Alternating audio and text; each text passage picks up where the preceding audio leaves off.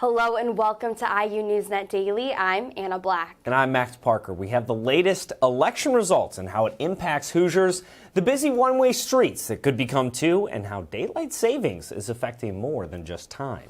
Also, Max gives us a rundown on this week's Hoosier sports. NewsNet Daily begins now.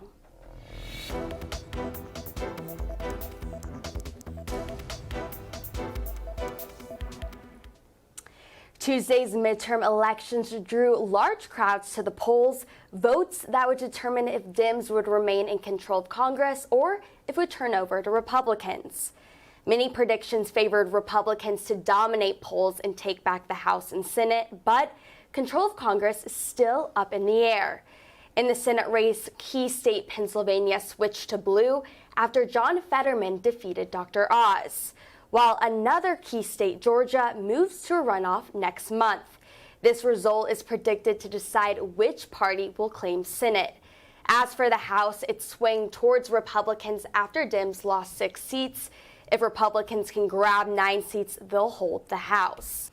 Indiana tends to be mostly red, but here in Bloomington, blue.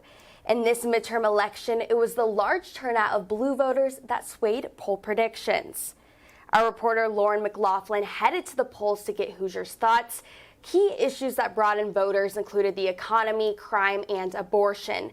Some Monroe County residents say women's reproductive rights played a role in their decision. Right to an abortion is now up to each state. In Indiana, we have a near total abortion ban. Pro-life Senator Todd Young was re-elected after defeating Dem candidate Thomas McDermott. Here in town, a referendum for Monroe County Public Schools was a hot topic, which would decide if more money be put into schools and teachers' paychecks. It passed, which will cause property taxes to rise, but also teachers' salaries to rise. We're hoping to retain more teachers by being able to have a competitive salary within the state. The referendum will pour $1.2 million annually into school special ed, STEM, and arts programs.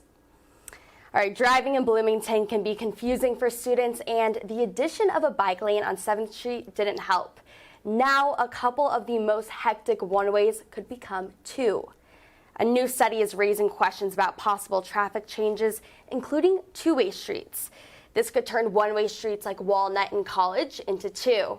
In 2018, Tool Design Group recommended changing up some traffic patterns, but it never passed. Now, Bloomington Board of Public Works just approved a $170,000 contract with them, and the study shows some recommendations may be back in the works. Walnut and College used to be 2 ways back in the 1940s and 50s, but switched to 1 ways in the early 60s.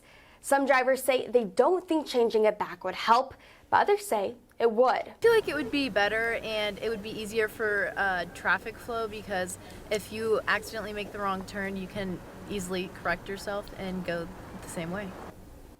Assistant Director for the department, Beth Rosenbarger, says the study is looking at more than just 2-way streets, but whatever ends up being decided, that proposal must be reached by the end of 2023. Last Sunday, daylight savings set our clocks back an hour, but for some people, it's set back more than just the time. With it getting darker earlier, mental health experts say this can cause seasonal depression. Less daylight during winter can trigger feelings of hopelessness and isolation. About 5% of American adults experience it, including some right here at IU.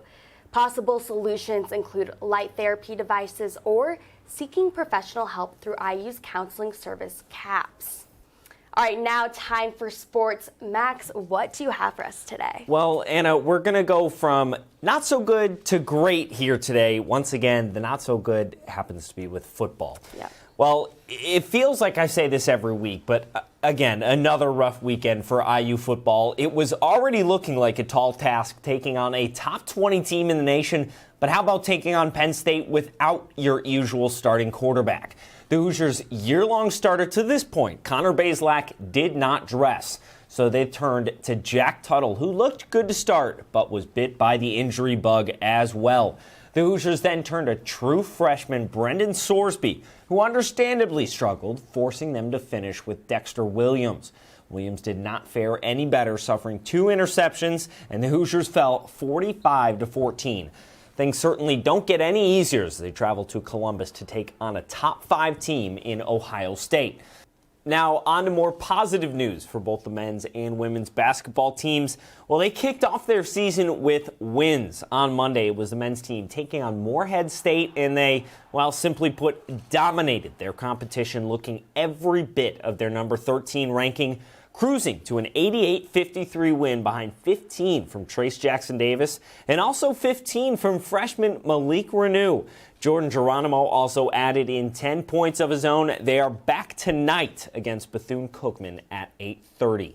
The women's team, also highly regarded, ranked at 11th in the nation, finished just as strong with an 86-49 victory against Vermont.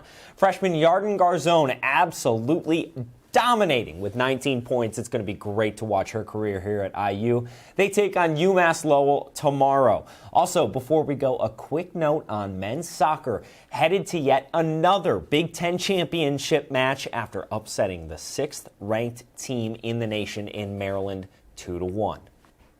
Well, thanks, Max. A lot of exciting sports happening right now. Oh, yeah. But before you go, here's something to get your weekend started with a smile. An Iowa woman celebrated her birthday and broke records while doing it. Bessie Hendricks blew out her 115th birthday candle, making her the oldest person in the country. The Gerontology Research Group says she's also the 4th oldest person alive globally. Bessie's children say, above all, family is her greatest accomplishment.